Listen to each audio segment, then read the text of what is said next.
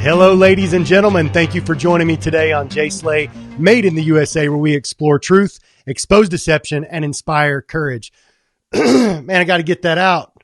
Struggling over here in the Slayden home today. Everybody's sick. I'm dealing with it a bit myself, but we're gonna push through. We're gonna show some honor and valor that comes along with podcasting right here at J Slay USA. We're gonna push through it.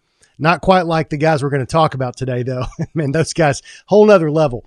Today, I've got back on two highly esteemed guests. We've got Robert O'Neill, former SEAL Team 246 team leader, DevGru, 400 different missions, including the raid on Osama bin Laden's compound, and more and more and more. I could go on and on, but he came on last week, and we grilled him pretty hard.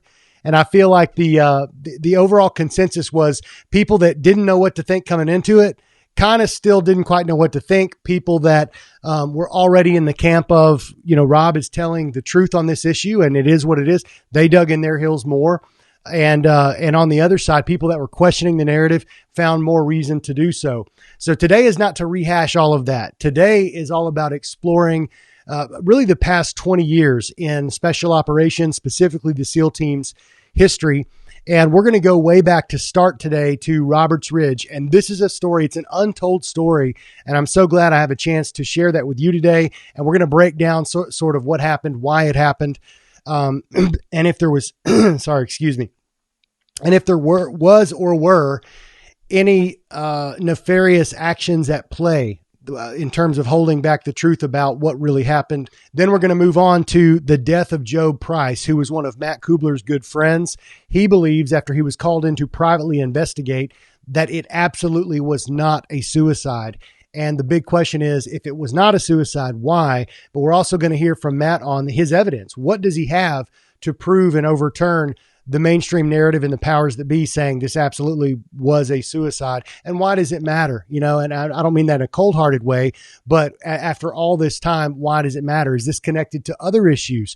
Other ones being Benghazi, Extortion 17, which both of those came right on the heels of this Osama bin Laden raid. And for that reason, we've got back on the show Robert O'Neill, who again was on the raid. Excited to have him back because he's going to bring great insights. I mean, who better to bring insights into what the SEALs were doing, what the leadership was doing, the SEAL Team Foundation, their role in this whole thing. Are they part of a cover-up? Are they part of Hollywood creating these stories that aren't always the truth? Now, I understand there's artistic license, but it's a different thing when you're a part of a cover-up being Hollywood. We know good and well, even the CIA has their talons deep buried in news media and Hollywood.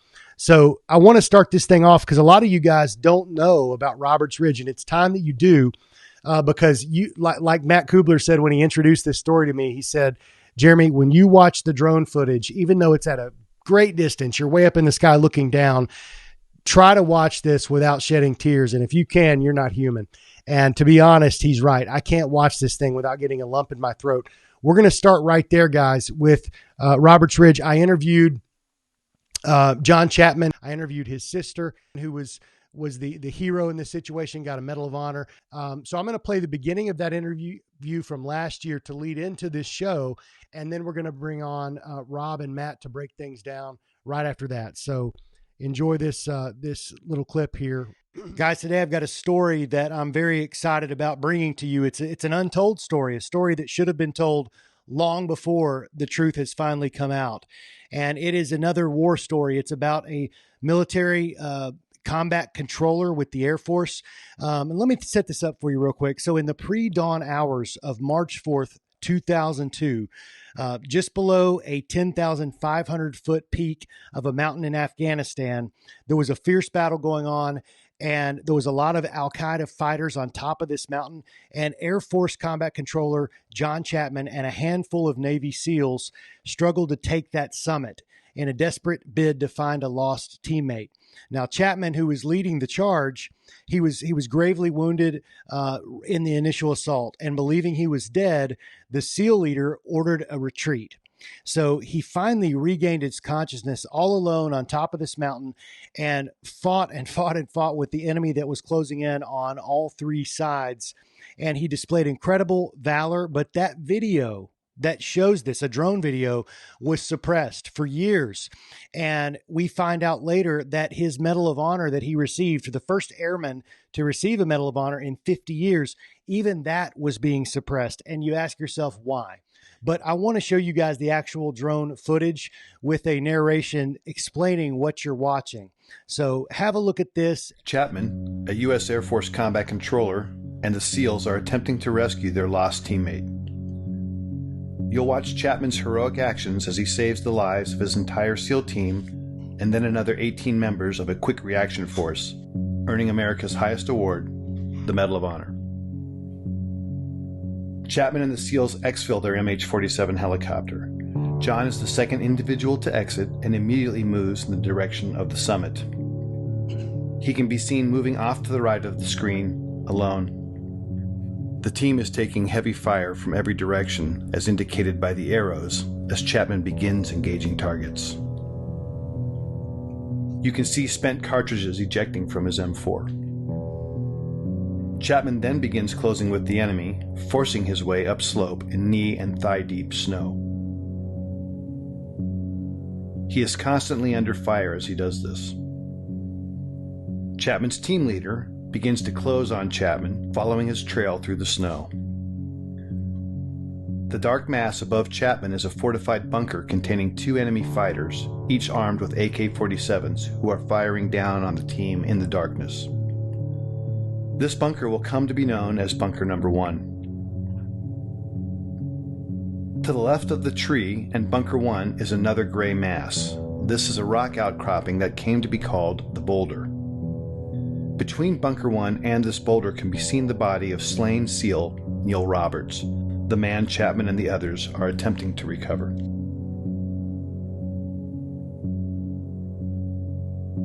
Chapman, still alone and closest to the enemy, pauses to engage targets as his team leader follows him, but never actually catches up with him.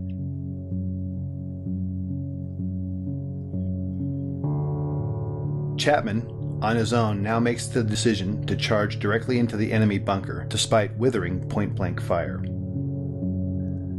Chapman, now literally on top of the enemy, engages the 2 combatants and kills them, saving the lives of the remaining SEALs. He does this from a distance of no more than 10 feet. These actions by themselves earned him his first Medal of Honor. He then climbs into and takes control of the bunker. Having cleared the immediate threat, Chapman is then joined by his team leader in Bunker 1. You can then see Chapman and his team leader engaging the next bunker, known as Bunker 2, which is situated to the left edge of the screen. This bunker, manned by a handful of Chechen and Uzbek fighters, also contains a heavy PKM machine gun, hand grenades, and rocket-propelled grenades. John Chapman is shot twice at this time in the torso and collapses, incapacitated.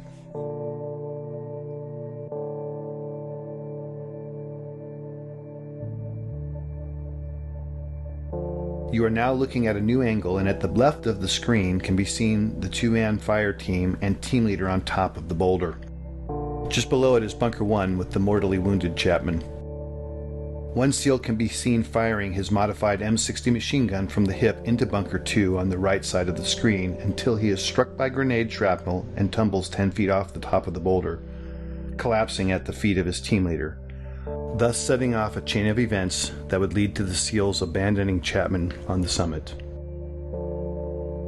The wounded SEAL and the team leader can be seen conferring about his injuries. Moments later, the SEALs decide to retreat from the summit because their position is untenable in the face of continued massive enemy firepower. They can be seen moving toward the right side of the screen and passing the body of Neil Roberts. Unfortunately, the SEALs do not pass John Chapman, who is above them and inside Bunker 1. This angle shows 3 SEALs in a triangle. The larger black heat signature is a smoke grenade. Just to its left is a donkey and dead Al-Qaeda fighter killed by Chapman. The steepness of the mountain can be seen as the SEALs begin to slide down the near sheer face.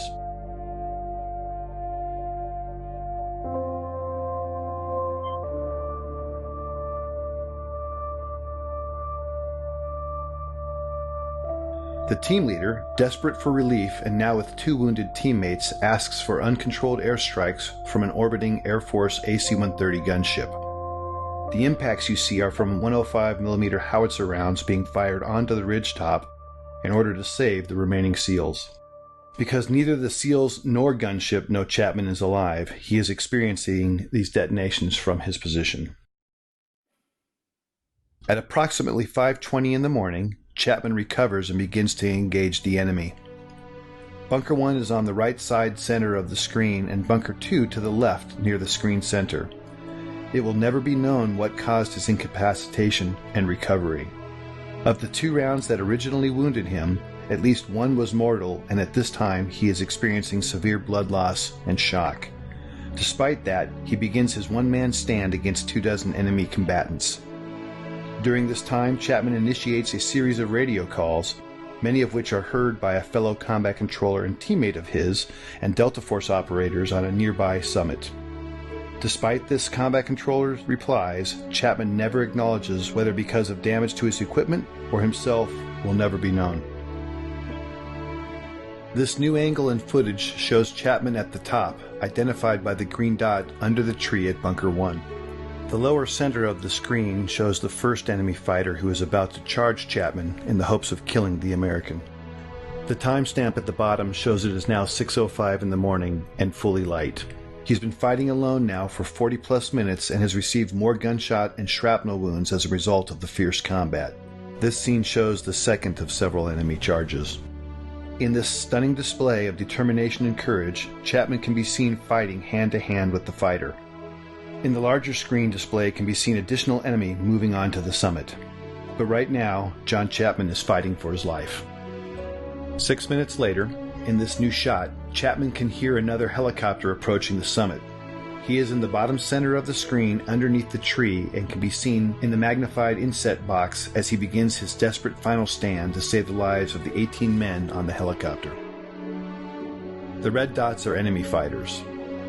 John begins engaging the enemy in multiple directions and is rapidly approaching the last of his ammunition.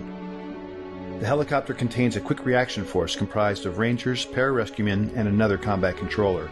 It is now 6:13 and the helicopter is short final. The enemy is desperately trying to displace Chapman so they can put heavy weapons or rocket-propelled grenades in Bunker 1 while simultaneously engaging the helicopter. With the choice to save his life or the lives of his unknown comrades, Chapman makes the decision to climb out of the bunker and begin firing in multiple directions as can be seen in the inset. Suffering from as many as a dozen wounds, Chapman is in fact already in the process of dying. As he fights, the helicopter is struck by a rocket-propelled grenade and makes a remarkable controlled crash just below Chapman and the summit. Chapman, now off-screen, continues to cover his comrades as they pour out of the stricken helicopter. Some of them are fatally shot as they exit.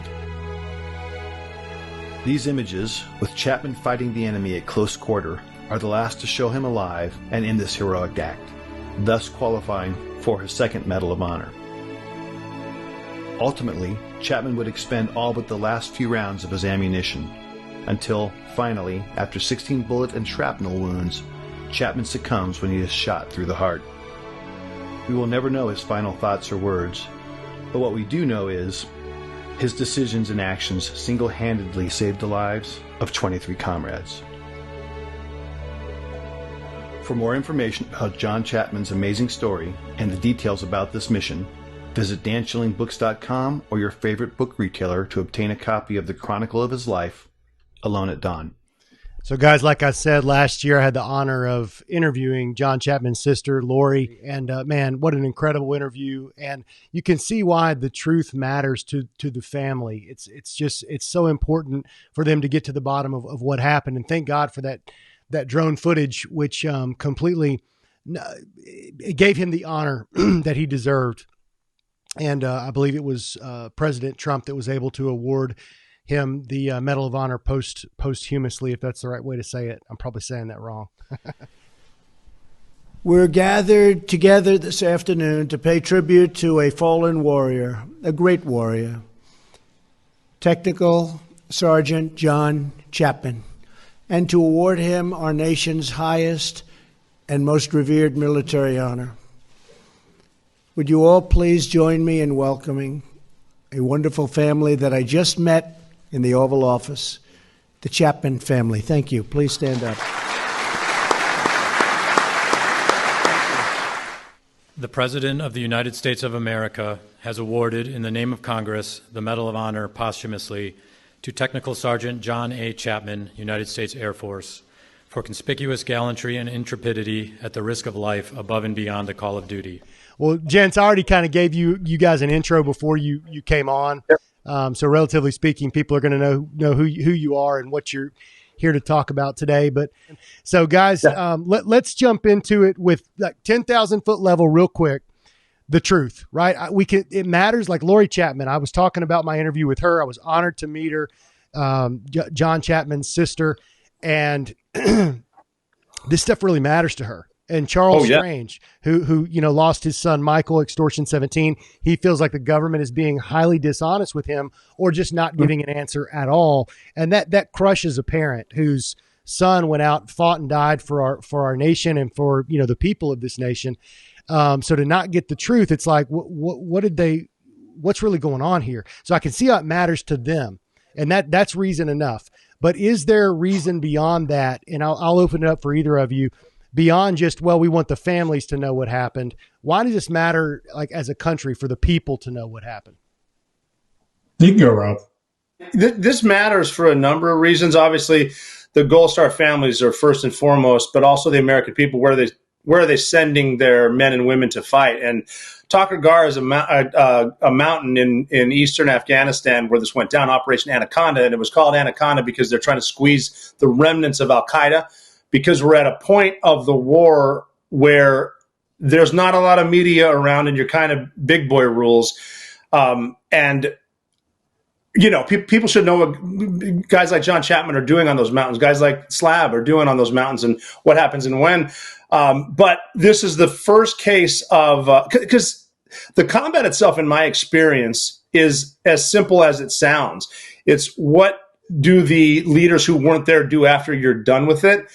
And this is kind of to me, I was not on Takur Ghar. I did know everybody there, but this is the first time that something went down and then the after action report wasn't the same.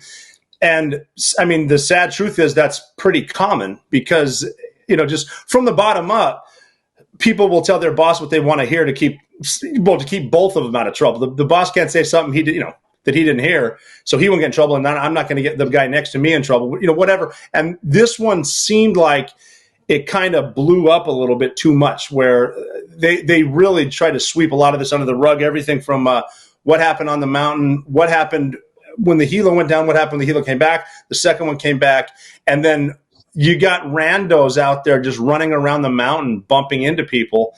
And then all of a sudden, years later, the three officers involved they won the fight, but then I think all three of them made admiral. And when I read through it, I'm like, what the fuck is this? And I'm not here to talk shit about anybody I wasn't with, and I don't like talking shit anyway. But how did we get from here to there? First of all, how did we not give John Chapman the Medal of Honor right off the bat? Because the footage is there, we know it's there, and it shouldn't take a massive an uprising from Gold Star families to get that. Just to give them that credit, if credit's a good word. Yeah. I agree 100% on everything you said there, actually. The thing that, listen, I've been in law enforcement a long time. I've interviewed a lot of guys that were lying. and there's reasons why people lie. Everybody has their own. To keep a lie that is so egregious in the fact that it really just goes in the face of what everyone on that helicopter was brave. Everyone on that helicopter showed courage. Everyone on that helicopter was willing to fight. But when you take all of that and you split it apart and you part and parcel it, if that isn't enough, then why? If that courage and that honor and that desire to fight and fight for one another isn't enough, that truth of whatever that was, we'd know now, but at the moment, whatever that was, if that wasn't enough, why? And obviously, there's questions on whether or not the proper level of checking of John Chapman was done before they exited that area where the bunkers were. What do you mean by that term, Matt? Checking. So, I mean, the official report was that he reached down and touched Chapman, didn't get a pulse, and they exited there. That's not what happened. Right. But why? Well, so all those questions come to why. Why was it important to take a story where Fritz Levinsky, absent John Chapman being there, was a fucking hero? But John was there, and John did all of the stuff that for 15 years or so, Fritz Levinsky said he did. Mm. And those are the things that eat at my core, because at the end of the day, I want to love my country and the people fighting for it. I want to know that the good guys are the good guys, and that the desire for the good guys to always do the right thing is there. I know it's a little idealistic, but in my heart, that's what I want. Yeah. And as somebody who served his country and had been a cop for 30 years, and I'm held at a higher standard than everyone else as a cop, and the military should be as well on some level. And I understand war. I understand that shit happens. That isn't my issue with any of this. My issue is it should have been enough that John Chapman was a fucking goddamn stud on that mountain. And somebody should have said, he was a fucking stud on that mountain. And that should have been the story. And also, by the way, Fritz Levinsky was too. The only two guys that went up and fought those fuckers, right? So that should have been the story, but it wasn't the story, and it was covered up intentionally for whatever reason. I still don't know the reason. I have my beliefs, but I don't know the true reason why that wasn't brought out to the forefront. And then to make it worse, John Chapman was given the Air Force Silver Cross, Silver Star, I forget what theirs is called, whatever, the one right below the Congressional Medal of Honor, the top Air Force award. And the Navy blocked several attempts to turn it into a Congressional Medal of Honor. And to me, there's nothing, not only did you cover it up, but then you decided, wait a second, we're not going to give this guy what he deserves. We're not going to give this man everything that he is owed. Instead, we're going to block it so that no one else can learn about it any further than what it is. It's almost like the ultimate final level of deceit and a smack in the face of his family. Now, I get it that they probably wanted to get Fritz Levinsky's in first. I'm sure the first of the fight is probably the mindset they went through in the first one to tell the story. The victors go to spoils. There probably was some of that as far as a marketing level and PR trying to damage control it, because they knew at some point in time it was probably going to come out. Those are the things that really just get under my skin. And when I'm friends with Lori, I've had her family out for events that I'm part of, and gotten to know them very, very well. And I know how much she was hurting and how angry she was. I mean, angry.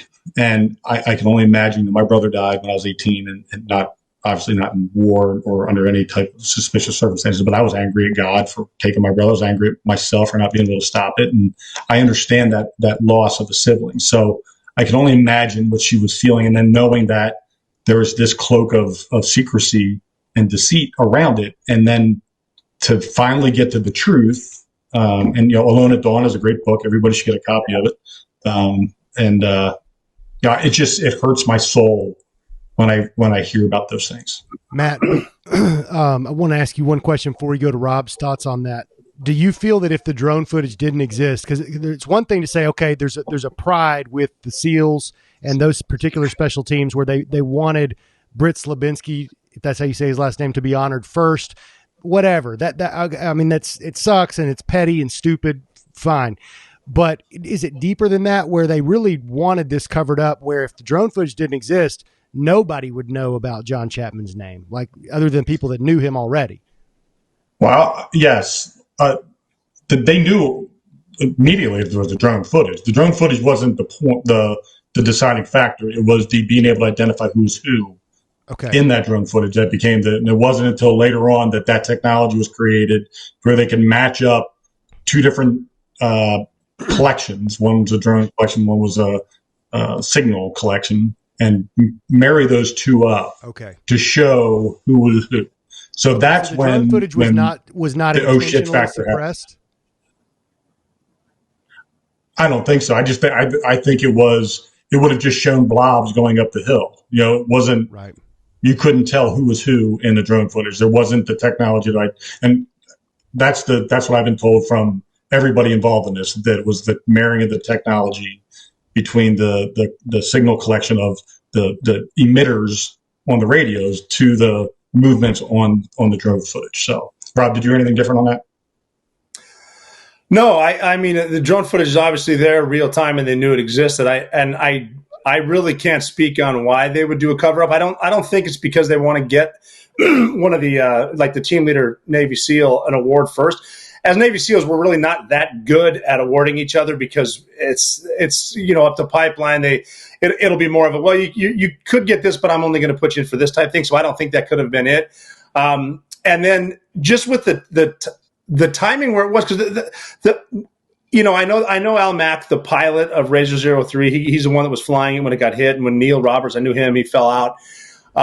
And I just try to put myself in the situation on top of a mountain in a war we just started fighting, because this is March of 2002. And I'd never met John Chapman, but I know how highly everyone spoke of him. And I talked to Slab after it. I didn't know Slav very well, still don't know him very well. But the way he talks about Chapman, there is no way this guy had any of him. He loved John Chapman. Chappie was we would be the first ones to tell you that the combat controllers are the most lethal guys on the battlefield, and actually the true silent professionals, because no one knows about them. And I wish I could speak to, all I can say is what the chaos potentially wasn't a mountain, because I've talked to guys that were on there. At my desk at Red Squadron SEAL Team 2, I had Neil Roberts' saw that he fell out of, that he was carrying when he fell out of the Chinook and landed. It was bent at the barrel, telling you what a fall he took. And if you can imagine the chaos and then the noise of PKMs being shot at you at point blank, and then obviously RPGs and all that stuff, and then you got the 105s coming in from the C-130. The chaos on the ground is one thing, because Slab had said that he could see the laser moving on Chappie's chest, meaning he was breathing, and then it stopped. And he didn't mention to me whether or not he touched him, and I don't want to speak on his behalf, again, because I wasn't there. The chaos on the ground is one thing, and you're going to get different stories out of it. Everybody on that bird, to include the pilots and the aircrew, all loved each other, and it was Slab's call to go back immediately for Neil Roberts. And then they got on the ground, and Chappie led the charge. That's scary as hell. Slab was there behind him. The other guys were there too, and a lot of guys, I'm not going to say their names, did get shot through the legs. And it just, that complete chaos. What I don't quite understand, though, is how, after the fact, the people who weren't involved and were never in danger kind of made shit up. And then, are they just gunning for their own awards? And I think, and again, I don't know Britt Slavinsky. I have never spoken to him. Again, just like you know him or know him well enough to have a conversation with him. I know people that know him well enough to have a conversation with him. I'm not necessarily convinced on any level that Britt Slavinsky came up with this idea on his own, that the suppression of information was in any way, shape, or form his doing. I do believe that there is he was an E8 at the time. Even though you're a team leader in a sniper team, you really don't have pull in the grand scheme, with the wizards behind the curtain type shit. And I think that there was a need, and let's be completely transparent, that we are, as you said, in a new war where the war machine needs to get ramped up. They need to have, again, I believe the brand is a thing. I think the Navy SEAL brand is a thing, and it's a thing that was created from the top down in order to maybe at first altruistically create this American pride. I don't know, but I think ultimately it ends up in a place where it becomes corrupted, just like anything else. There are people that have ulterior motives and find ways to maybe monetize certain things and create opportunities for themselves through that. But I do believe, specifically with Roberts Ridge, that this was at a period of time when America was reeling after 9/11. We were suffering as a nation from that. We were angry at the people that did that, based on the information that was provided by the news networks and all that kind of stuff. And there was a war that we were not necessarily privy to any, you would see back when we were kids, at least when I was a kid, they would have, the show you the World War II footage and the Vietnam footage. There was always somebody embedded in with a camera sending back real-time footage from fighting on the battlefield. And they didn't have that in that kind of situation. They did with the Gulf War some when we were there, and so I do remember that. But this was one of those ones where it was kind of like, we don't really know what the fuck's happening over there. And I think Roberts Ridge was one of those opportunities to create the narrative necessary to launch some goodwill with the American people. And I think it got out of hand. But then I think they also realized that, hey, no one's figured it out yet. Let's just keep it going. And I think that's what happened. Well, that could be too. There's the counterintelligence type stuff, because I was listening to something maybe yesterday, because something was in the news and they were talking about this technology, that we have this system now. This can take out an Al Qaeda tire at 22 miles pinpoint. And I'm like, the fuck it can. I like that C-130 popping off the 105 is like, I don't want to be anywhere near his precise strike, because I've seen him be off by hundreds of yards. So I mean, just something like that where you want to make yourself sound better than you are. Potentially, I would love to know what they're thinking, but it's the way the guys felt about each other on the ground. There was not going to, they were never going to argue with each other over medals. I guarantee that's not it at all. But the more the stuff came out, the more they're realizing what happened, and John Chapman should get a second Medal of Honor still. Did he not get two? No. Okay. That would be too many. Politicians couldn't handle an enlisted guy getting too many awards. Okay. For me as a host, when I think about, both of you guys, and it's like, okay, what could come up in something like this that could potentially piss one of you guys off or hurt pride? And I'm thinking, for you, Rob, I'm thinking, okay, what in this show could potentially push your buttons in a way? Not that that's what we would want, but it's like, okay, well, we're talking about the SEALs, potential corruption, and potential cover-ups. We're talking a lot about the brand. I don't really have I'm like Matt. I want to believe the heroism that we see in the movies, or that is talked about on podcasts like yours and like Willings and other people.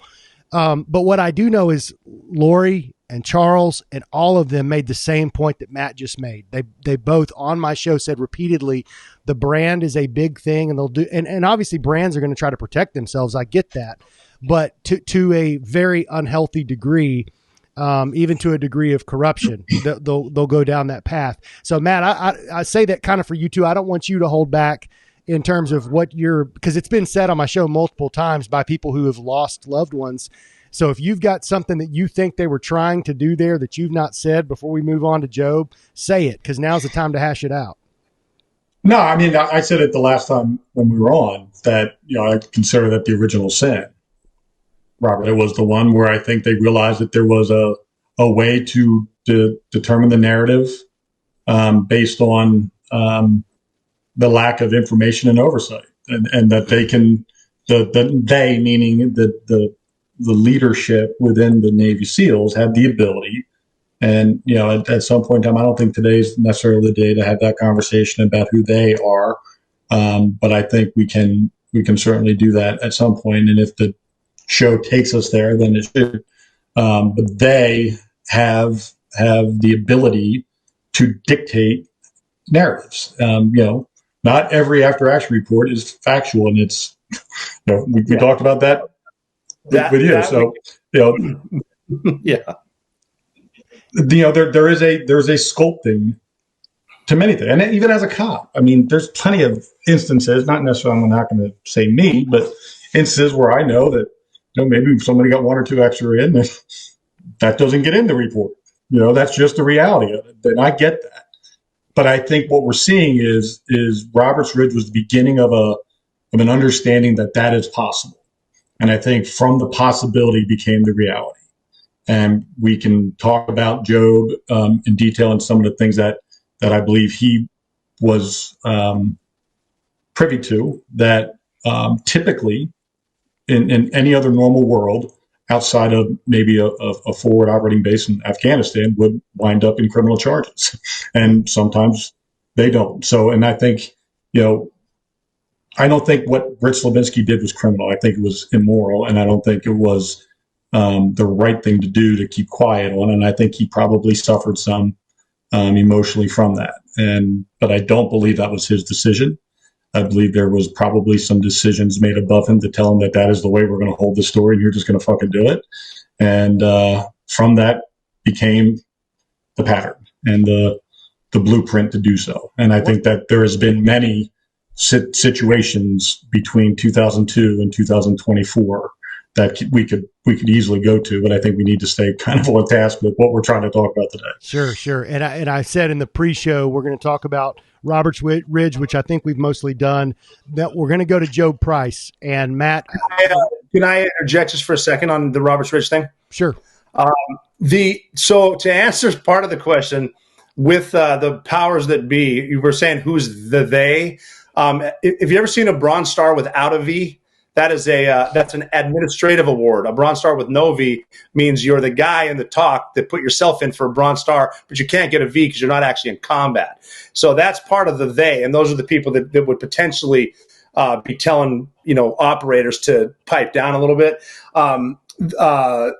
In combat, in my experience, 400 combat missions is the combat itself, the mission itself is generally very easy and over quickly, or it turns to shit really quickly and it's over quickly. And then it's the after the fact where all the shit starts happening when we get back to the they. Because I mentioned before that the operators love each other. The thing that you said getting upset about this raid, and I think you guys would be on the same team, is whenever the fallen or the troops are talked about in a bad way, because like I said, they all loved each other. And I've seen comments from Air Force guys talking shit about Navy SEALs because obviously Chapman was a stud Air Force guy and Navy SEALs, they say they left them. That's not the case at all. And just from knowing these guys, like Slab, complete fucking stud. And he's been to combat after that, and I know it bothers him what happened. That is a question for someone else, though. If he's keeping quiet, it's got to be because someone told him to. And it's like I said, he was a senior chief at the time. You're not I don't give a shit if you're a master chief. You're not in a position to tell an admiral, no, I'm not doing this, because you're fucking doing it or you're out. That's just the way it works. But it's simple at first. The cover up happens, but all the guys fighting, they there to do their job. And the reason I'm here is for them and the Gold Star family. And I'm glad, Rob, you're making that separation between the guys in the field doing the fighting and that kind of brass, like you were talking about, the Bronze Stars with no V. Next time you see someone at the Pentagon speaking in his dress blues with the rack of typing ribbons, look for a V at the top near his heart. And if it isn't there, you can take him with a grain of salt, I assure you. Okay. He's not good at shooting, but he can write a hell of a TPS report. Famously from The Office. I watched The Office Space the other day. Yeah, I was thinking, is there a TPS report also with the SEALs? I don't know. I think it was in both of them. I think they realized what a great one-liner that is. They all kind of used it. Right. I got you. I think we need to, there's for people, because not everybody's as well read as me on this and as experienced as Rob is, and as willing to have an open mind as you are, Jeremy, that there are books that I believe are good books that are at least well sourced and well researched. They may not always be well agreed upon, but obviously Alone at Dawn, I think, is as close to the first. Not to interrupt, but Alone at Dawn, get the audio and the book. I've listened to it twice and read it once, and I listened to it, read the book, listened to it again so I could have a highlighter. That book is perfect. It's amazing. If you don't cry, we can't be friends. All right. Well, I will link to it in the description as well as my interview with Lori. I wanted to ask Rob real quick before we move on to the next event. That was 2002. We were talking about kind of the more pencil pushers, the brass, whether it's Master Chief, Admiral, what have you. Is it the same group of guys 20 years later, mostly, that are still kind of running things, or do you have kind of a changing the guard that has happened in a big way? Once they get to the higher levels, near the flag levels, it takes longer to get promoted. So a lot of them are still around. And I want to be clear that the Bronze Star without a V, that's sort of tongue in cheek, because I've worked with some really fine people there, and I'm not trying to talk shit, more get a laugh than anything. But a lot of the guys that were, when I checked into 6, my boss was an 04. He made 05, then he's a captain. All of a sudden he's admiral. So the same guys are there. It's just we got to a point as shooters at SEAL Team 6 we thought the Army was promoting some of our worst officers just to fuck with us. So it's like it gets to there's some weird shit going on behind the scenes. Like I said before, I'm smart enough to carry a sledgehammer and a gun. That's what I got. But these guys that are making, that are responsible, not in charge or whatever, they're and some of them just retired. we do manage to get some good officers up to the admiral level, but there are some that the Army was messing with us for sure. Yeah. Well, Matt, let's take. And I'm holding off. Trust me, there's like this burning desire to just vomit information, but I'm not. And I think that's a good teaser for the next thing. Yeah. But I do agree that in the same way that you're sending a sledgehammer gun-toting shooter into a building to kill terrorists, and that's what they're good at, there's people above it with the puppet strings that are really good at using those too. So no doubt. I don't think for 1 second that there's any world where they're not the ones in control. No different than the Biden, Obamas, or anyone else for that matter that are involved in what we believe is the destruction of our republic. So I don't have any misconception that there's this E4 mafia running around destroying the world. So I think it's all, and that's the only person who would understand that is probably Rob. If the E4 mafia was in charge, we would have won both wars in a fucking year. Out. That's now I'm going to have to go back and rewatch this to even know what you guys are talking about. So, hey, let's move on to Joe Price. And Matt, open this up with your story of him, who he was, what happened, and do it, with the understanding that I bet 5% of my audience even knows that name, if that. So kind of give us the lay of the land, then we'll dive in. And I've got all of your files ready to roll, pictures and everything else. So Joe was a high school friend of mine, graduated together. We're from Pottstown, Pennsylvania. And he was a 2-star athlete, 3-star actually. He did shot put and stuff, but I don't count track as a major sport in Pottstown at least. So wrestler and a lineman, great guy as far as like just a good human being who liked everybody, didn't really have a network of friends. I was cliquish. He was just an all-around great guy. We competed against each other academically. He was 1,000% better academically than I was. I was just really good at what I'm good at, which is finding loopholes and backdoors and finding ways to get an A. He ended up going to the Air Force Academy, transferring his commission after he graduated to the Navy, became a Navy SEAL. Joe was a big kid. He wasn't a tiny guy. So him going into SEALs, it didn't make any sense to me because in my mind, you got to be some sort of like 135 wrestler. Like in my head, that's who would go SEALs. He was a heavyweight wrestler. But Joe was just an all-around great guy. And he went to the SEALs, and ultimately, when he died in December 22nd of 2012 in Tarankot, Afghanistan, he was commander of SEAL Team 4. And he had served in a bunch of different teams. I believe he was on 10. He was on 2. He worked in something within the Naval Special Warfare as a spokesperson or something like that within that period of time. And then he ended up taking command of SEAL Team 4 in 2012, early 2012. Actually, in summer of 2011 is when he took command of SEAL Team 4.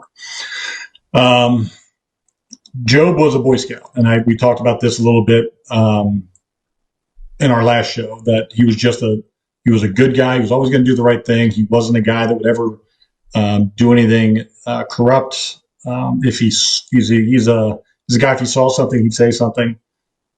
He'd help an old lady across the street. That's just how he was. Now, it doesn't mean that he wasn't a trained killer as a member of the teams, but he wasn't a guy that I would ever question his integrity. I found out on the 23rd or the 24th of December in 2012 that he had died from a mutual friend of ours who had heard from his family. And then, at first they didn't really tell us what had happened. They just said he was shot in the head. We assumed it was on a mission or something like that. And then it turned out the official narrative was suicide.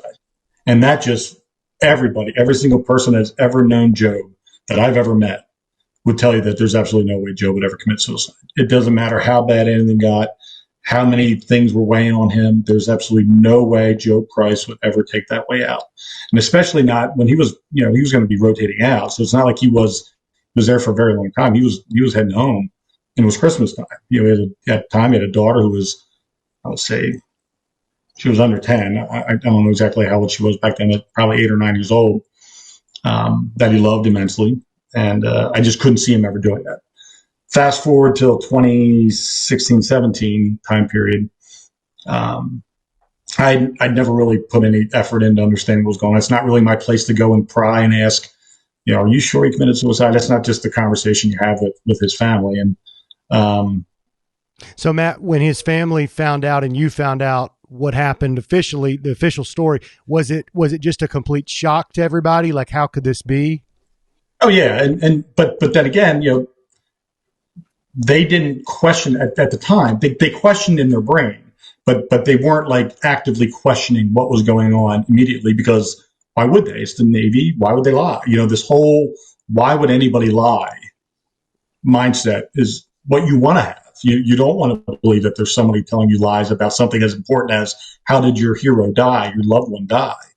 And when they finally got that little inkling, that little man on the shoulder of somebody in their ear saying something's not right, let's ask some questions, they didn't really get the answers they were looking for. There was a lot of roadblocks, a lot of people stonewalling, a lot of, we're sorry, we can't give you that information because you're not the immediate family. And his wife at the time wasn't,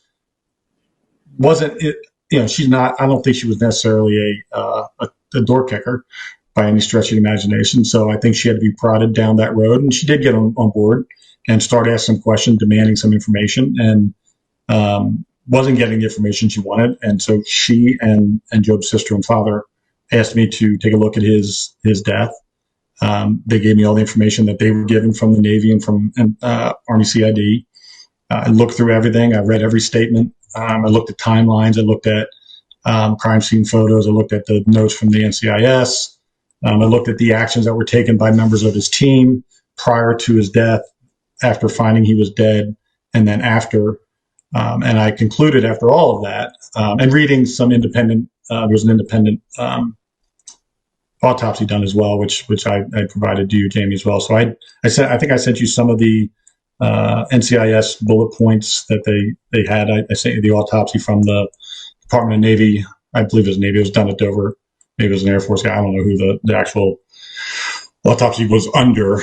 And then a private autopsy. And, there's a lot of conflicting professional expert opinions. But the only thing that I came out of it was knowing that Job didn't commit suicide. And I'm going to get into the details of that in a second, but there's, and the why if he didn't commit suicide, then what happened? I have my beliefs, but I don't have any definitive whys, because I don't have access anymore to anything, because his wife has stopped asking those questions. She has decided that that's no longer an interest for her. And I respect that. It's not my responsibility to have that passion anymore for her. But I still have that passion. And, I've said this publicly to both you, and I'll say it publicly to anybody. I'll pull on any string that needs to be pulled to see if I can get to the answers I need.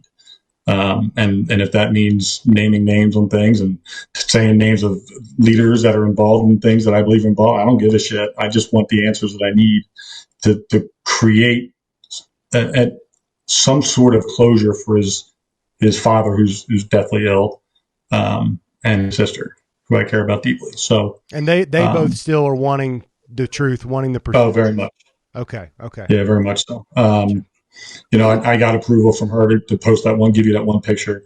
She certainly doesn't want pictures of Job on the internet. Sure. In any from his crime scenes or his autopsy. Right. But I got permission to post one pic that Jeremy has. What? Which anything you I can pull. No, don't put anything up yet. Okay. But I just wanted to set that up. So, Rob, if you don't mind, I'm just going to go on sort of a run here. Go. And just sort of point out some things that, and I sent you that picture, Rob, the same picture that Jeremy's going to post, because I wanted you to see what wasn't present. So I'm going to set the stage for what happened with Job as far as the day, the night before and the morning when he was found dead. So Job was found, he went to bed late. There's a lot of statements that were taken. Most of them were taken, in my opinion, much later than they should have been taken by NCIS. 12 to 48 hours after is when they started collecting statements, which is typically enough time for people to sort of get their story straight. And if we're, again, if we believe what I believe, and that there is upper level management, we'll call them, who are making sure that we circle the wagons and we make sure we don't have conflicting statements, more time is better. But I digress. So Job went to bed late. He was supposed to be up for a meeting with a local Afghan general. I believe it was a general who he didn't make that meeting. He was late for that meeting, so they went to go check on him. They knocked on the door, didn't get an answer. The person who's doing all this is the Master Chief, who was the last person to see him alive as well. He went to the ops room, said if anybody's seen Job. They're like, no. So he went to the door again, turned the doorknob. Doorknob was unlocked. He went into the room, said his name, or made some effort to wake him up if he was sleeping. He didn't respond. He saw the blood, and Job was clearly dead, and left the room and went and got a couple other people in the command to verify what he saw, and then they went and got the doc, and the doc confirmed what they saw, and they notified NCIS. And NCIS gets there, and this is about 10:36. He's declared dead, somewhere around there in the morning. NCIS gets there a short while later, within an hour. One NCIS agent observes the scene, and I'll paint the scene for you. So when Job was found, again, he went to bed at about 11:30 at night. He was found the next morning at around 10 a.m. He'd missed a meeting with one of the Afghan leaders. So his Master Chief, who was the last one to see him alive at night, had went to check on him, knocked on the door. He didn't get an answer, so he went to the ops room and asked if anybody had seen Job, and so everybody said no, they hadn't. They had figured he might have overslept. So he went back to the room, and he checked the doorknob, and it was unlocked. And he went into his room and saw him laying there in his bunk. Now, one thing I want to point out is Job, from everything, and I don't have firsthand knowledge of this, but from what everybody that does have firsthand knowledge of this, Job always slept naked in his bunk.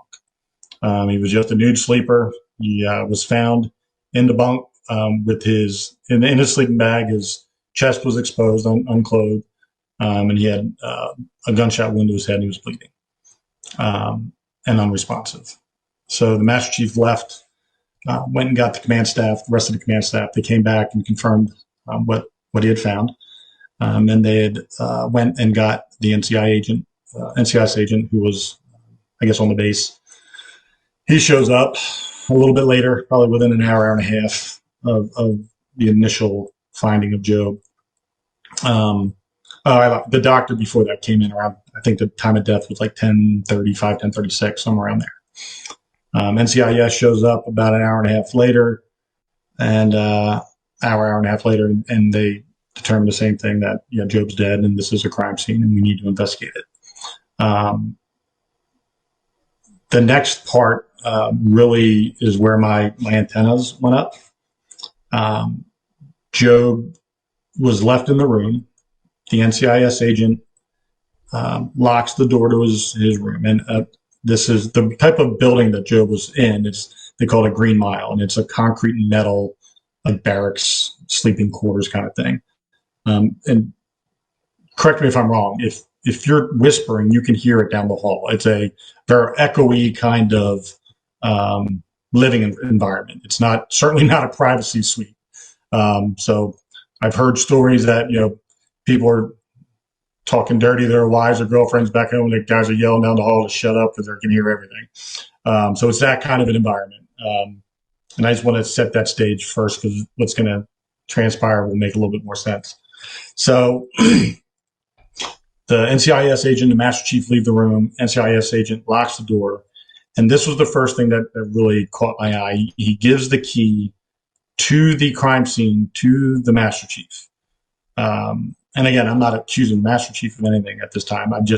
It's a very improper crime scene security protocol to leave it with a non-law enforcement personnel and also a member of the team of the person who is dead as the commander of, without understanding exactly what had happened.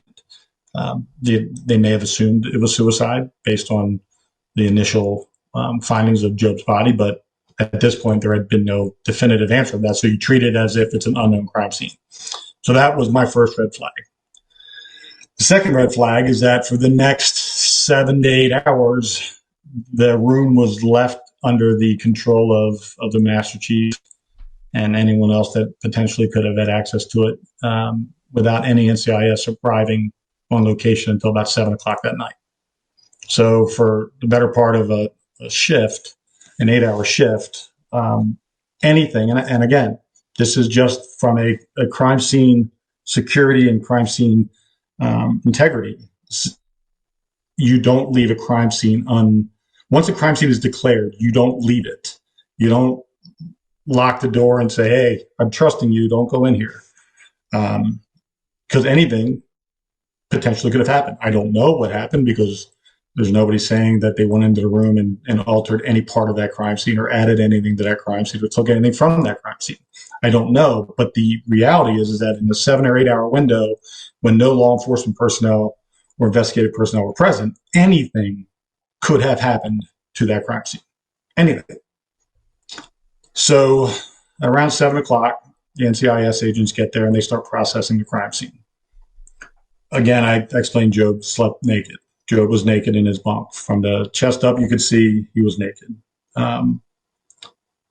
Job always slept with a pillow in the crook of his left arm. So he always slept on his left side with a pillow sort of here, and that's just the way he slept. That's the way it was explained to me from his sister and his father and his wife, that's just the way Job liked to sleep. Job was found on his back with a gunshot wound to his temple. His head was facing to his right, so the opposite direction of which he typically slept. So he was on his back and his head was to the right. He was holding his 6 hour P226 9mm on his chest at a 45-degree angle with his finger in the trigger and the hammer lock cockback. The absent knowing crime scenes and absent knowing how bodies react to certain types of violence to it,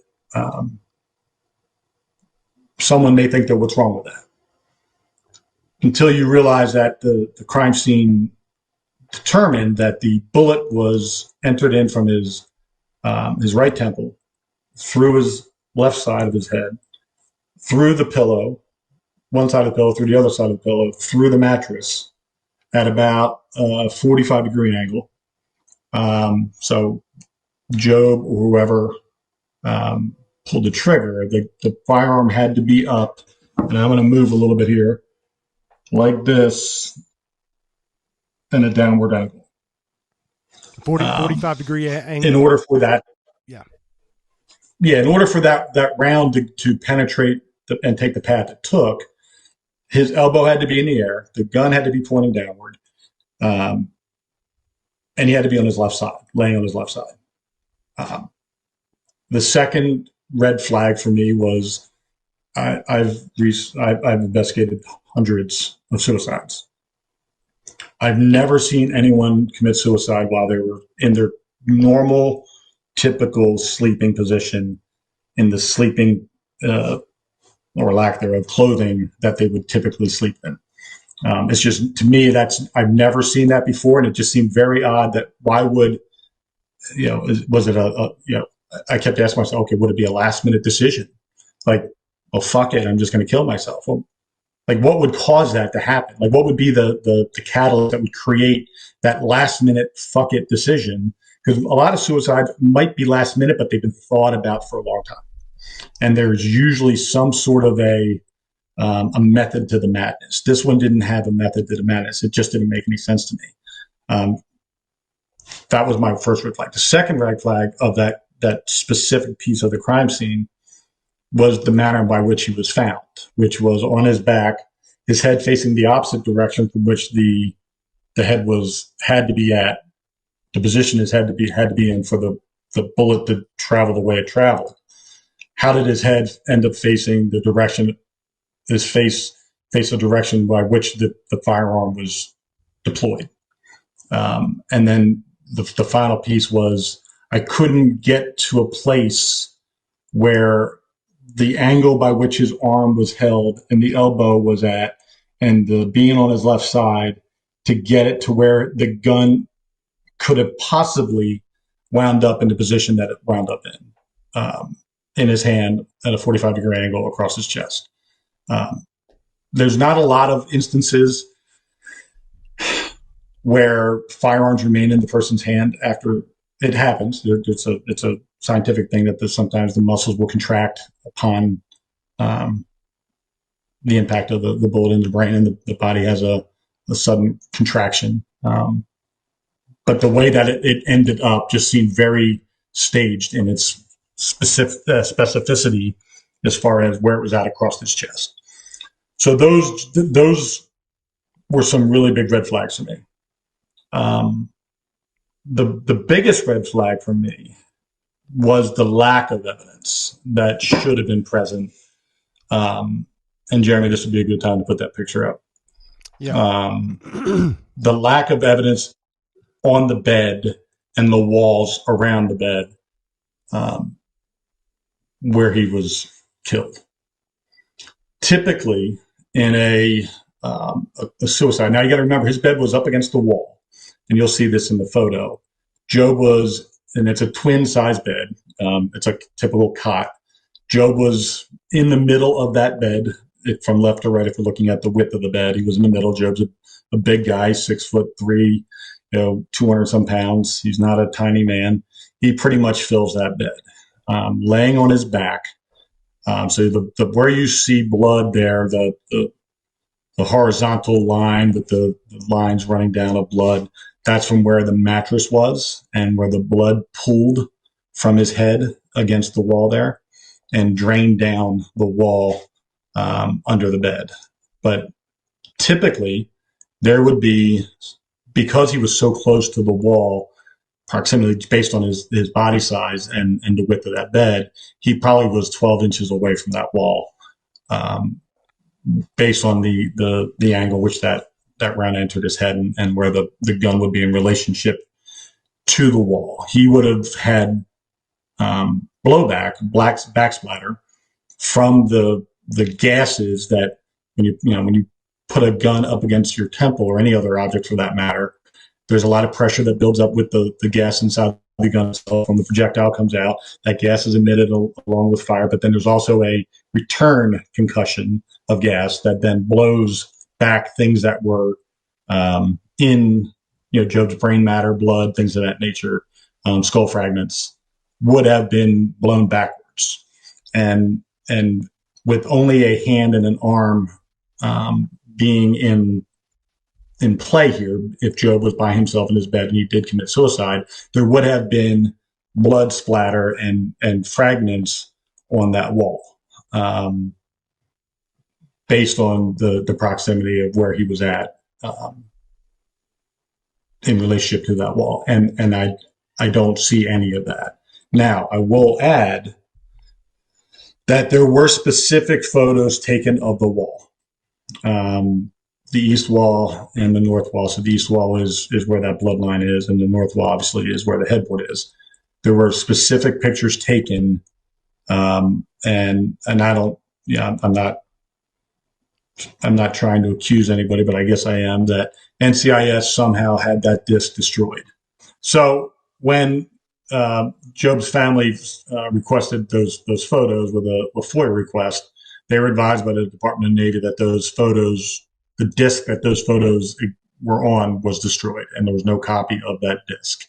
So critical photos of a wall that would have shown blood splatter, which is noted supposedly, and I have some redacted investigator notes from the NCIS investigators on scene, and I'll get into those too a little bit later, noted that there was blood splatter on the wall.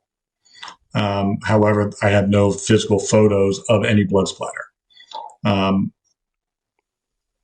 I don't want to say that the NCIS agents were lying. I'm just saying that it's very weird that the photos that would determine whether or not there was anything blocking the potential backsplatter blood from hitting that wall don't exist anymore. And by that, I mean, if Joe did not commit suicide, someone would have had to have been behind him, or at least on some level behind him, in order for that violent act of shooting him in the head to happen. And I don't know how it happened. I just know that Joe didn't do it to himself. And absent those photos being present and knowing where that blood splatter would be in relationship to the photos that were taken, and how that blood splatter would be present. And again, this is a 9mm round, so we're not looking at, it's not like a giant swath of painted blood on the wall. It would be small spots, but it would be something you'd be able to tell for sure as an investigator. So that's part one of the blood part of the resume. The second part is the photos of Joe's hands taken on scene in his bunk. He had very few, I'm talking less than 8 micro spots of blood on his hand. Very little. And when you're talking, you're 4.5 inches away from your head when a bullet enters it at a violent speed and impact of, point blank, there would be more blood and more matter on his hand. And the photo of the gun in his hand did not show any visible. Now, again, I'm sure there were, if that gun was the gun that was used, and I'm going to talk about that in a second, there would have been a lot more evidence that it had just been used to shoot himself in the head, or him being shot in the head. Pause right there, Matt. I want to ask Rob a quick question on that. Rob, in your experience, can you kind of verify sort of the dynamics of what he's talking about blood splatter, close range, if somebody's shooting themselves, would there be blowback of, matter and blood all over the hand? You know what? I don't know. As far as shooting a pistol, I really wouldn't know how much splatter is going to come back that way. I don't have a pistol kill. Every time with an M4 or 416, it didn't happen. But what Matt's saying is spot on as far as I can tell. I'm actually riveted to hear this. What really piqued my interest is you got a disc full of crime scene photos, and that one disc, when there should have been 10 of the same one, gets destroyed conveniently, and no one knows where it is. That's a huge red flag. Everything Matt's saying sounds shady. And Matt, how long until Christmas break where he was going to get to go back home? You said it was coming up. I don't know the exact date. I know that there had been some emails between him and his wife that he was coming home. So I'm looking forward to coming home soon, kind of stuff. So it wasn't this terminal feeling. Okay. And all of his emails, and that's even in the investigation, that there was no pre-signs from his communications with anybody that he was in some sort of distress, emotionally or otherwise. Okay. Yeah, So the most I heard of it, as far as the distress was, I mean, he's a commanding officer in a war zone. He lost 2 SEALs, I think 2 of his Afghan partners, and that is very, very stressful, especially when you're at that point of the war in 2012, when the powers that be again above you were saying, "Don't lose anybody." It's like, it's not my plan. So, I mean, there's going to be sleep deprivation. And again, I was talking shit earlier about officers. I have seen great officers that can work on 1 hour of sleep a night, 2 hours of sleep a night. And Joe was one of those dudes, man. I mean, he's going to get stressed like everyone else, but he was never a dude that would panic. Every time I saw him work, like he's the opposite. Job was a guy that would literally fight for the hardest job available. He wanted that, and he wanted it for his men. None of this sounds right. And we're going to talk about that, the what happened with those two SEALs that he lost, and how that did weigh on him. And there's a little bit of a backstory to that I think can give some context to it.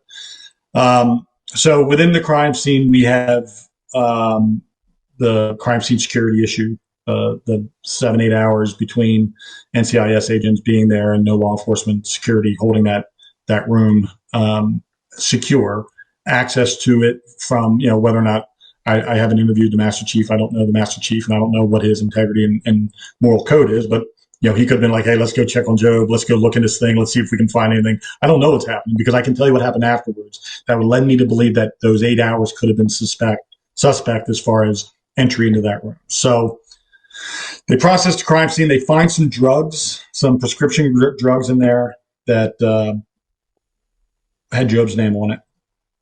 I can tell you that Job, as a rule of thumb, did not use over-the-counter medicine, let alone any type of prescription medicine. He was a guy that would just drink water and exercise his way through a cold. That's just how he was wired. However, there is a medical report of a sick call. He was dealing with an upper respiratory infection and wasn't getting any sleep. And so he'd asked for something to help him sleep, and he was prescribed 15 Valium by the doc there. And I say that because I don't want to be I don't want to not be transparent on that. He was taking Valium to help him sleep, and he had been struggling with sleeping. And there's probably multiple levels of reasons why someone in his level of command and responsibility would struggle in a war zone to sleep. However, in his autopsy, let me see if I can find the list of medicines that were found in his system. In Job's blood work, he had a whole litany of things inside of him that, quite frankly, I don't have any record of him being prescribed. Oxazepam, OXAZEPAM, temazepam, noradazepam, some cold medicine, and tramadol. I don't know what Valium's real name is. It's one of those PAMs. But all the other stuff, there's no record of him being prescribed. And there were bottles found in his room with those medicines. I don't know how they got there. I don't know why they would be there. I don't know if they're before he was found to be dead or after the crime scene. The crime scene was turned over to the Master Chief by the NCIS agent. I have no idea. So after they processed the room, they supposedly did GSR tests. They swabbed for GSR.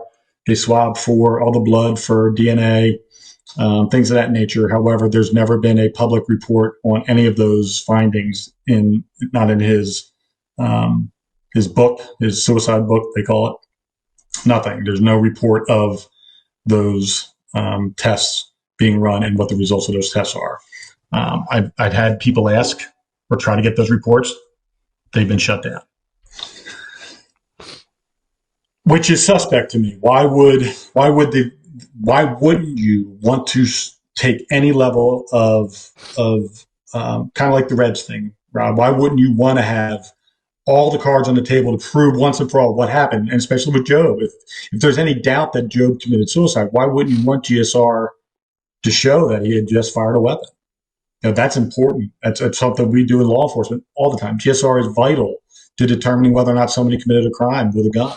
Getting that GSR swab and making sure that you have some level of scientific proof that that person that you're accusing of firing a gun fired a gun.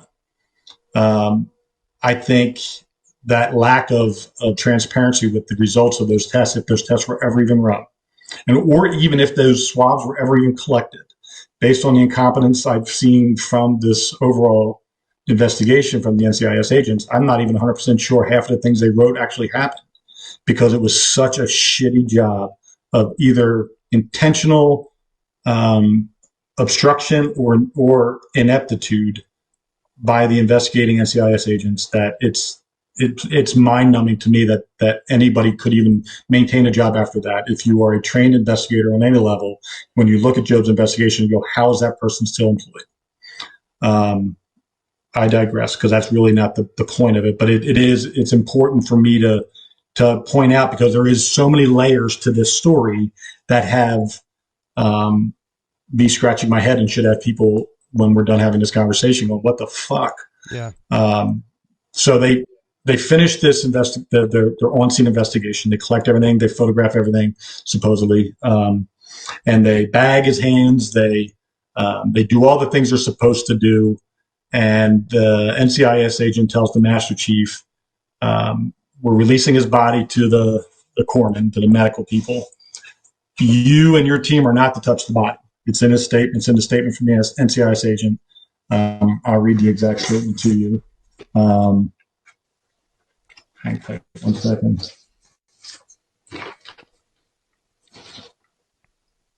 Prior to releasing, Commander Price, reporting agent explained to Redacted that Price was not to be cleaned or dressed until after the autopsy was completed. Redacted stated he needed to dress Price and put him in a watch cap put a watch cap on his head, which is something he always wore, so his team could see him one last time and say goodbye. Reporting agent reiterated that Price was not to be cleaned or dressed. However, Redacted's body language and demeanor suggested he was not going to follow reporting agent's request. Again, Redacted stated that he was going to put Price's watch cap on and that he would bandage his head and to preserve any evidence. Reporting agent again suggested to the redacted person that he not put any clothes on Price, but related that any bandages would have to be sterile so evidence could be preserved. What happened after that? First of all, I don't even understand. Again, I'm not a SEAL. I never was a SEAL. But as a reporting agent, as an NCIS agent, as a law enforcement professional, how anyone outside of law enforcement or medical would be allowed to have access to a dead body under undetermined circumstances is beyond me, number one. Number two, how anyone would have the fucking balls to tell the law enforcement investigator that, fuck you, I'm going to do what I want, essentially, blows my mind. And then the worst part of it all is that not only did they put a watch cap on his head, but they also, because Joe was naked when he was found, they also cleaned his entire body. They removed the bags from his hands, which protected any remaining GSR and blood evidence, dressed him in his uniform, put him in a watch cap. So any potential evidence that could have been collected at an autopsy to confirm or deny anything that was collected on scene was tainted and destroyed. I can't get to a level or a point where that makes any fucking sense, whether it's in the middle of, I don't give a fuck if it's in the middle of an apocalypse. That just makes no sense to me. There isn't a logical explanation that anyone has yet to give me from the SEALs or otherwise that makes me go, oh, that's why they did that. Rob, do you have any understanding of what could possibly have gone through somebody's mind to do that, and understand that, and any type of understanding that I can grasp as to why that might be okay or normal? No, it's completely abnormal. No one should have access to the body, just except the investigators. And why you're cleaning the body at a crime scene is just, this is the first time I've heard that. That's ridiculous. Washing his hands, that's where the evidence is going to be. Did he fire the gun? You're going to be able to tell right away. But if you wash the hands, you don't know how old that is. Cleaning that just doesn't. I see where you're coming from. That's just shady. That's shady. The only thing that makes sense and to me. Go ahead, Rob. Jeremy. Yeah, I was just kidding. The only thing that makes logical sense is if he either had secrets that they were afraid that he was going to expose, or they were trying to hide something. That's the only thing that makes sense. And I mean, they're going out of their way here to destroy evidence. So, Rob, let me ask you this, because and this is being as transparent as I can be, because I don't know the answer. Because I have suspicions. I have. I think I know what happened, but I also don't know how the answer could be anything other than internal. Are those? And again, I don't know how many units or people are on, the base there where Joe was at. I don't know how large of a group of individuals are on that base. I know it's protected externally from the enemy, but internally on the other side of those walls, or whatever was protecting them from the enemy, who's all inside that area, outside SEALs? Is it a big facility? Like, I have no idea. Well, it'll be, in an outpost. It's going to be, there's going to be HESCO surrounding it, and then you've got locals, and then you got some Americans like up in the towers or whatever. But inside the bases, especially in 2012, we got everybody working in there. To the point where you know damn well there's Taliban working inside the base, because we just refuse to call certain people enemy because we think we can play nice with everybody. And a lot of people have access to a lot of places. I've been in a chow hall before at F where a dude dropped a plum, and I thought it was a grenade, and I found out what my response to a suicide bomber would be, and it was pretty far from manly. But those people are just right there. And as far as like access to a place like the Green Mile or some of the B huts that we have, those doors aren't even locked. I would sleep with both a pistol and my primary in my bed with me, just in case something went down and I had a very small amount of time to do anything about it. But and this was at a time too in 2012 when they call it we call it blue on blue, they call it green on blue or whatever. When the Taliban were having martyrs sign up to join the ANP, the Afghan National Police, or the Afghan National Army, just so they could commit an attack right on their trainers. I need to know who had a reason to shoot him, but anything with, stuff you said about some of the missions, they lost 2 SEALs, lost some locals. There was an incident nearby with an explosion that killed an Afghan girl. Who knows? I mean, did he know something about one of those things that potentially could have got someone in trouble, or was there something that might have been covered up? The thing that stuck out with me is the tramadol that you said he had, because the PAMs or whatever, those are the Valium, but the tramadol is an opioid or an opiate or whatever you call it, but it's one of those pain relief things that, again, just knowing him for the years that I did, that's really, like you said, he's a sweat it out because vitamins are bad for me type shit. So there's a lot of medicine in there, and there's, as far as access, a lot of people have access that shouldn't, and you just can't bring it up because you don't want to be labeled something, and that's how you miss a promotion or shit like that. But who had a reason to shoot him? And I think one of the big knowing the way those Green Miles are built. Again, we talked about they're not privacy suites. I'm sure you've been in firefights without ear protection inside metal buildings. I'm sure at some point in time in your career, it's fucking loud. Whether it's a 9mm or a 223, it doesn't really matter. It's fucking loud. And even a suppressor in the dead of night, loud as shit. Those guns are just loud. And I remember that too, that no one heard a gunshot for some weird reason. Yeah. So, and that's where I'm going with this. So if you can hear your buddy jerking off, you're going to hear him shoot a pistol. yeah. And that's, so, and I didn't produce this picture because it's not what the family wanted, but I have it, where Job's autopsy photos, these are taken 3 days after it happened. He's flown home on Christmas Eve. So it was Christmas Day, day after, somewhere around there. Let me tell you exactly when it was. So Job's autopsy was not much farther after the 25th. It was on Christmas Day. So 3 days after he was killed. There's on his entry wound. Now the SIG 226. I couldn't see the barrel because the way they took the photos, it's hard to really see if it's threaded. It's not externally threaded. I don't know if the ones you guys had internal threads or not. The 226s, do you have that in? They did not. Did not. Okay, so these were his did not have external threads. However, his autopsy photo showed a half of a full circle bruise on his head, the same diameter as a suppressor, which, at the time of the shooting, you can't tell the blood and all the trauma, but once things are cleaned up, it's very present, very clear that that's a half of a circle. So the amount of pressure, obviously bodies bruise based on pressure. If it's not equal pressure, bruising will occur more in one area than another.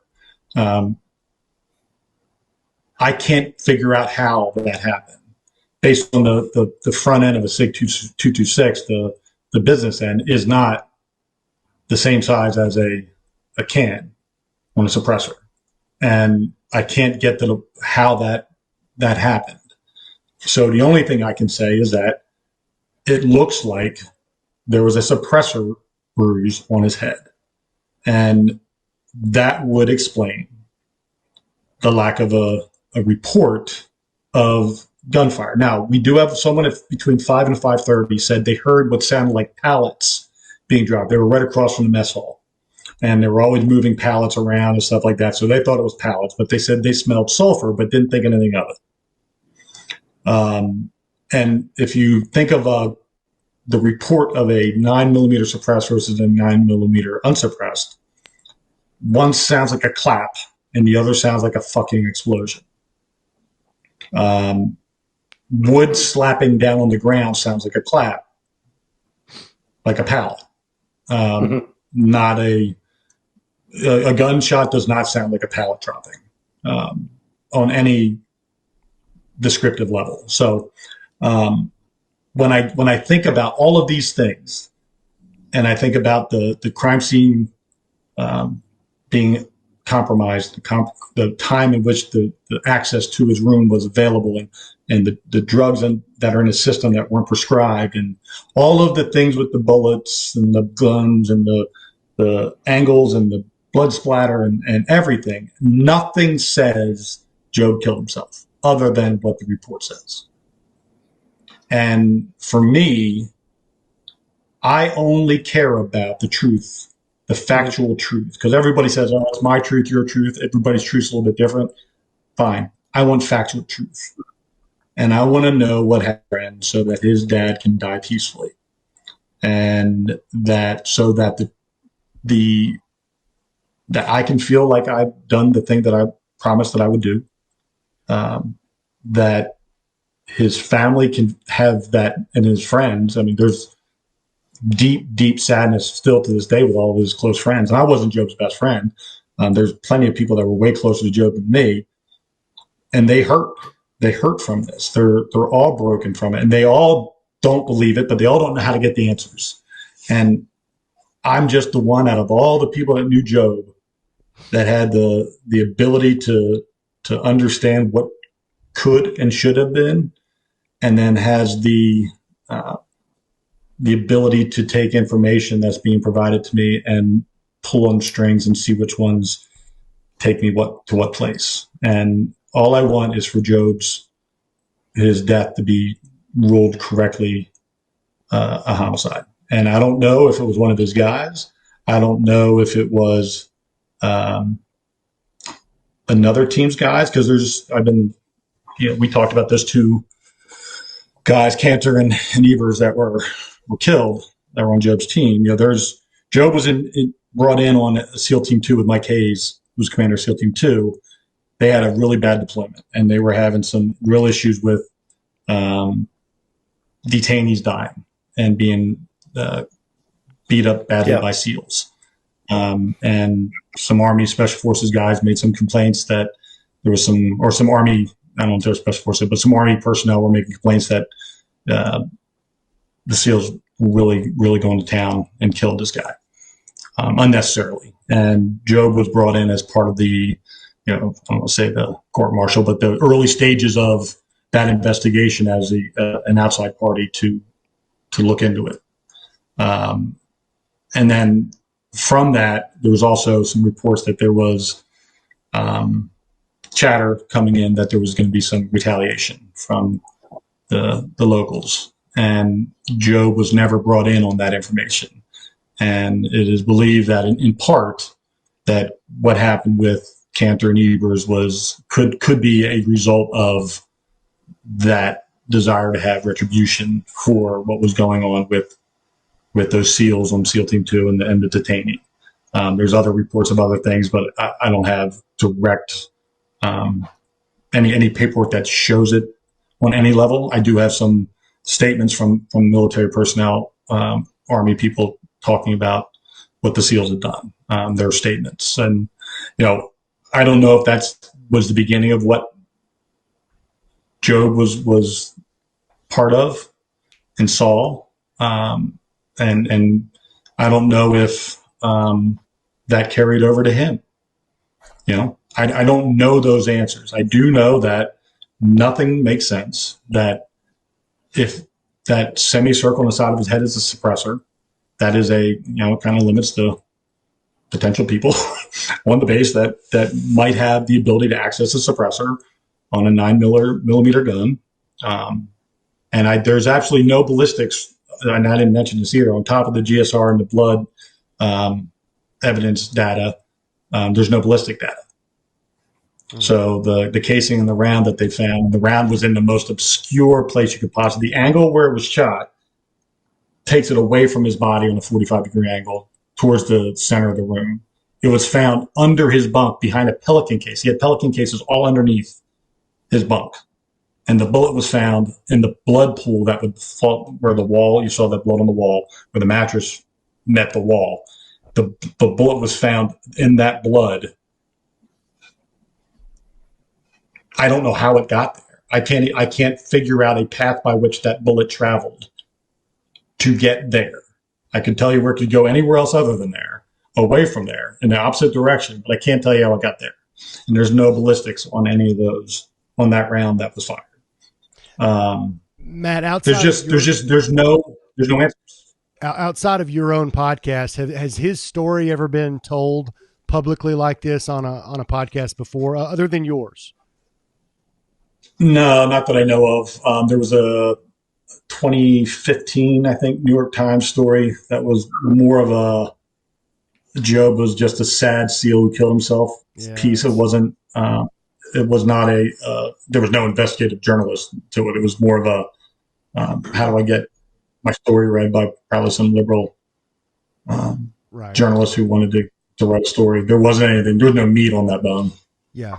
I want to give Rob a chance to respond or give thoughts on this thing, because really this is the first time I've even heard you flesh it out in this detail. I definitely am glad the story's been told now publicly in this fashion. So, but due to time, we probably will have to go to a round 3 to get to some of the other stuff. But Rob, I want to hear your thoughts on this, and then I've got one more question to ask both of you as we close it out, just because we're coming up on time. Yeah. Well, I mean, first, I want to thank Matt for that, the investigation that you've done. This is the first time I've heard that. And like I said, I worked at SEAL Team 4. I worked with Job at SEAL Team 2. Been to Afghanistan a lot of times. So this is definitely something that should be looked into. Like the first thing that I would bring up, like the no one heard the shot and he didn't leave a note. And that's not something he would do at all. He's got a picture of his, I think, 9-year-old daughter at the time. He's at least going to explain why. That doesn't make any sense. With NCIS being there first, the worst thing this country has ever done is made a TV show making NCIS look cool, because they really just don't. They're not at all. Like the only good thing is if a legitimate innocent American committed a war crime, they would make sure they convicted him of a war crime. But that was them. But then what really stuck out to me, just having been in an environment like this, is I think the executive officer, the XO, said, well, his pistol was on his desk that night and he's never done that. It's like, well, fuck you. You would, dude, there's so many guns over there and everyone's carrying. You're not going to notice, oh, it was out that night. Well, it was out 2 nights ago too. I keep it with me. I bring it to the shower. The gun's there. So that's weird. I guarantee I know I know the Master Chief, but I don't know who he is. So on my end, I should try to find that. I'll just see if I can dig a little bit. But like Matt, you and I've talked like the just 20-second version of this before, but this is the most I've heard about it. The whole thing doesn't make sense. And again, the New York Times, they turned it into a fluff piece of how it's so hard on everybody and it's so bad, and this is what our troops do. And mental health's a real issue, but Joe Price was not the guy to get stressed out and then blow his brains out. And especially, I mean, he would, if anything, for his legacy, leave a reason why for his family, and he didn't even do that. So that, I mean, yeah, we definitely could dig into this more, and I'll talk to you offline, and maybe I can get in touch with some people that were over that. I emailed one of his boys from his platoon back in 1999 just today. So I know a lot of guys that know him. I know a lot of guys involved in different stuff, but just the whole cleaning the body, putting the watch cap on, putting them in a uniform. Someone notices a gun. It's like saying, I couldn't help but notice there was a car in the driveway. Yeah, but find out who had access and why. Retribution from either an investigation ongoing with people that, I mean, the detainee thing. Everyone knows what happened at Abu Ghraib, and if I beat someone to death, maybe I don't want to go to Leavenworth. There's a lot of open ends here that this is something worth investigating for sure.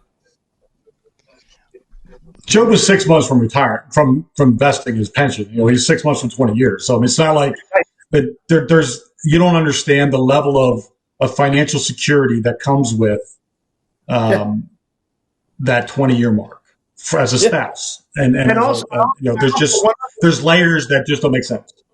One other thing too that needs to be considered. So he's in Afghanistan in the winter, and I've been there in the winter. It slows down. That's why they always have the spring offensive, because that's when the Taliban start fighting again, because it's a ridiculous Western Himalaya atmosphere. So, I mean, worst case in a winter deployment, you got a little stress. You're just going to be fucking bored. Worst case, you got to watch Entourage 3 times, the whole series, which I've done, which is amazing. By the way, I'm not talking shit about the greatest television show ever, but it's I can introduce you to Doug Ellen. He's a good friend of mine. Go cool. The creator of the show. Yeah. That's awesome. But I mean, the biggest mistake is, how do you entertain yourself after you eat and work out? What are we going to do tonight? Because we're not going on a mission, because the healers won't fly. There's too much snow. Even at SEAL Team 6, we're getting a mission a week in the winter, and they're usually just dry holes. People just they're happy we're there because we can keep them warm. Yeah. Well, obviously with Job's story, there's a cover up there. We just don't exactly know why. I mean, you've given plenty of evidence. Anytime, and Rob, that was honestly in our first talk, that was my biggest question on your story is why take the DNA testing and all the photos? I mean, you said you've been talking to people trying to get those out there to the public. I know members of Congress that have them and they won't release them. I don't know why. Maybe they're waiting to work their way up to run for the president one day. They could say, hey, on my watch, we did this. The pictures are there, and I'm officially calling for them to be released. Okay. Have you officially called? We know someone in your former chain of command who has presidential aspirations for sure. Okay. I know a few, but I can reach out too. But yeah, I don't think I have called for them to be released. But Yeah, we can call this an exclusive if you want. Well, the question I was going to ask, this may not seem like it makes sense based on what we talked about, but I think leading into Benghazi and based on our first interview and Extortion 17, there's been movies made. There's not been a movie to my knowledge about Roberts Ridge. There's been Hollywood films made about a lot of these other things. Rob, what's the one? It's slipping my mind. The one about the Bin Laden raid. Zero Dark 30. So you got Zero Dark 30. You've got 13 Hours. You've got these films. What is the connection between the Navy SEAL Foundation, Hollywood? I know Panetta. He was involved to a degree with the making of again, not 13 Hours, but the other one. You just said it and I can't think of it. Zero Dark 30. Zero Dark 30. Yeah. So what is the connection with crafting stories, utilizing Hollywood or authors or otherwise? Is that coming from the foundation more? Like, where's that coming from? It's got to be recruitment. After we finished the Captain Phillips rescue, Big Navy helped make the movie that they made with Tom Hanks. The agency in the White House made Zero Dark 30, and rumor mill says they were making it, almost right on time. So who knows what happened there? But there was a lot of cooperation between Big Gov and Hollywood to get stuff out there, and the movies are great. Not exactly what happened, but Jessica Chapman test. Yeah. Do you see it as is it movie to movie where there's dishonest, honest movie making?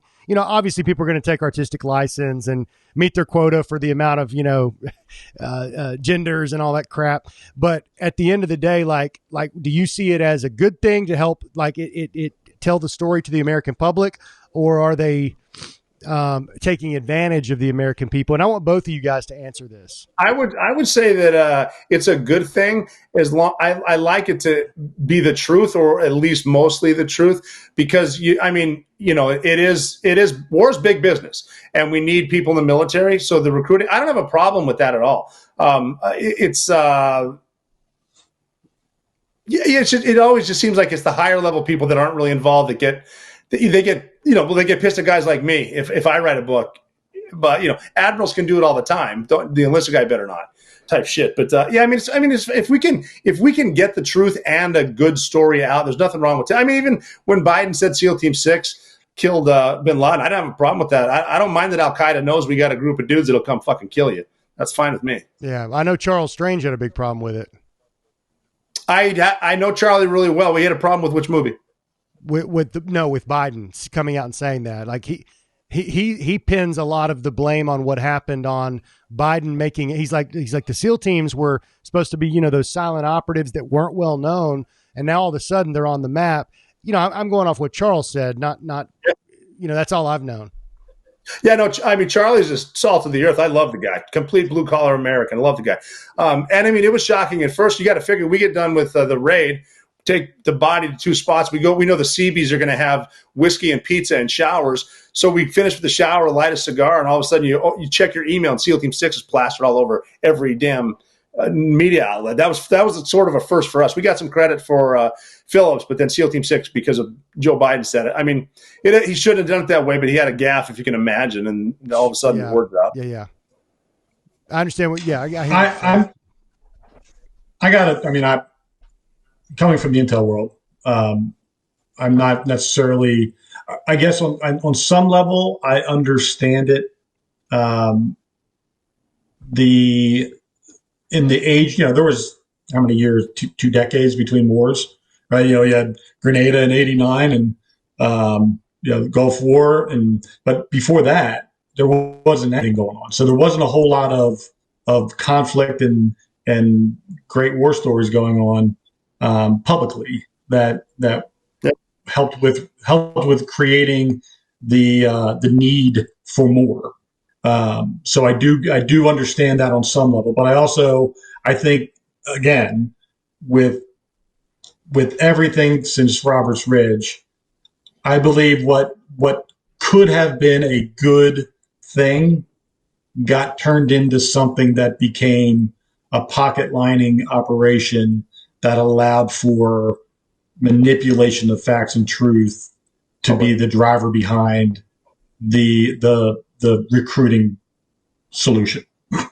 If the recruiting was even the goal, but it certainly didn't hurt recruiting, that's for sure. But I just think, and I don't believe that there was a Rob O'Neill. Hey, can I shoot Bin Laden? Like, I don't think that happened. I don't, or Luttrell or Chris Kyle or whatever. I think there was a when they fantasize some of these things, it's with a plan, and I do believe that the brand is a financial juggernaut, and it is, whether it is an organized RICO kind of thing or a few people who've got business minds, who have entrepreneurial spirits, who are just figuring out ways to make money for everybody. I don't know. I think it's the first, but yeah. Well, yeah, like you were saying, with the wars winding down, when I left in 1996, and pre 9/11, and we got to a point like right around 1999 where we would just say, "Hey, train like you train," because there's never going to be a fight. And I'm not saying the movies are necessarily made for recruiting, but there's a lot of money in the weapon systems, and the military-industrial complex could be behind it. I'm a big believer in follow the money right now, and I basically don't trust anybody up there. But, I mean, we went from, one day making fun of shit, and then all of a sudden 9/11 happens, and then who knows, whatever. There's a lot going on. Yeah. Yep. Well, guys, you feel like more to talk about? What's that? Yeah, we got a ton to talk about. This is good, though. I got some shit. Matt got me on. Wrote some notes here. I got a lot of research to do and people to call. I got to get on my fucking A game, dude. We all do. Just due to time, guys. Let's chop it right here. But we'll pick up where we left off next week, and we'll close it out with.